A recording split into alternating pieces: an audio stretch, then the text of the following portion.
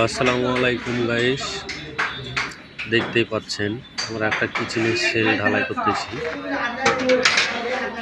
কিচেনের সেন্টারিং আমাদের শেষ, বন্ধাও শেষ। দেখতেই পাচ্ছেন গাইস, খুব সুন্দর করে আমরা করেছি এগুলা।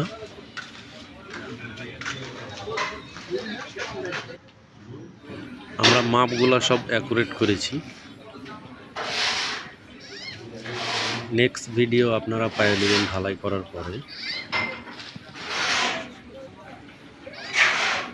এটার থেকে আমরা এটা 6 ইঞ্চি উঁচ নিয়েছি। এ পাশে আপনার এটার থেকে উপরেরটা 6 ইঞ্চি উঁচ।